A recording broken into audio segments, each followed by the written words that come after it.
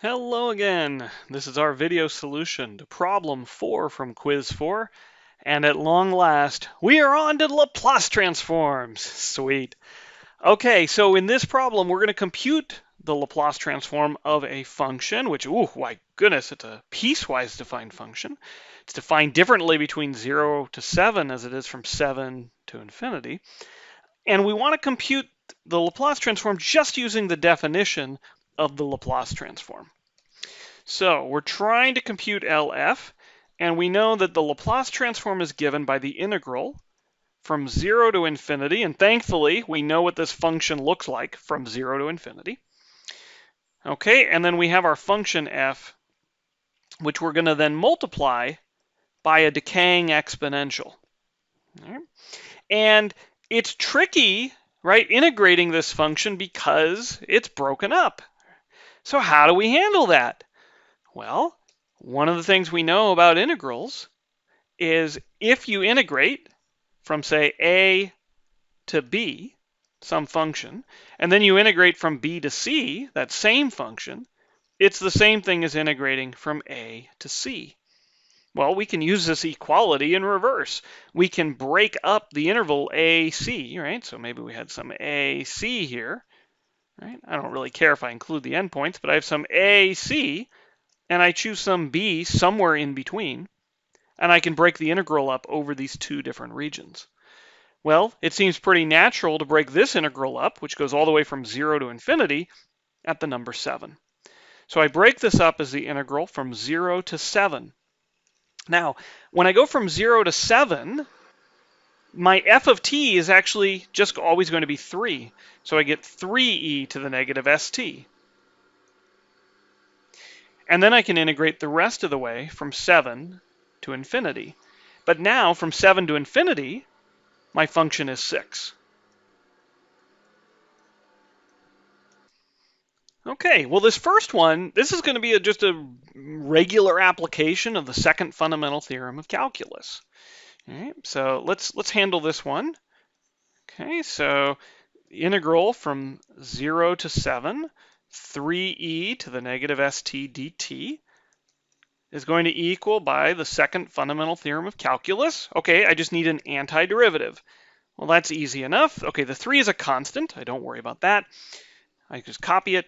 The exponential, I copy the exponential, e to the negative st, and then I'm going to divide by the derivative, okay, which was negative s.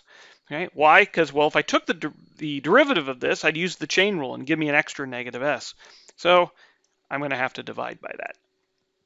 And then I'm going to evaluate between 0 and 7. Okay, so when t is 7, I'm going to get negative 3 over s e to the negative 7s. Okay, now I need to subtract.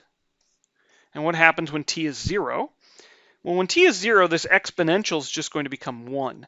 And so I'm just left with 3 over negative s, or negative 3 over s. Hey, look, there's a minus minus as a plus. And in fact, both of these have a 3 over s, so I could factor out a 3 over s. This is going to give me just a 1 then, minus the exponential e to the negative 7s. Okay, well that's the first integral. Now we want to hit the second integral. The second integral is only slightly more complicated. Why? Well, it's an improper integral, so we have to be a little more careful, at least with our notation. We say, okay, here we have 6e to the negative st dt. And as is my wont, I'm just going to label this as, I won't use f, I'll use g prime this time, because we already have an f in the problem. So g prime of t is 6e to the negative st.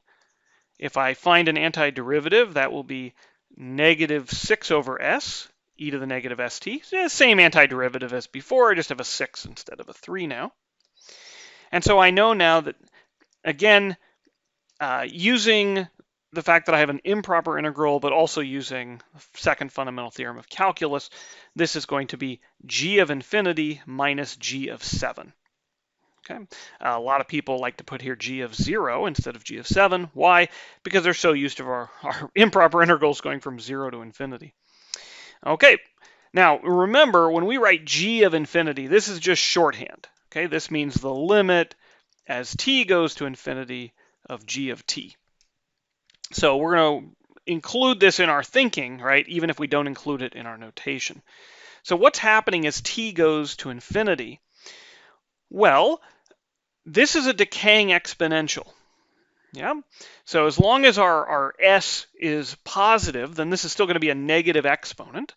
And as t goes to infinity, this decaying exponential goes to 0.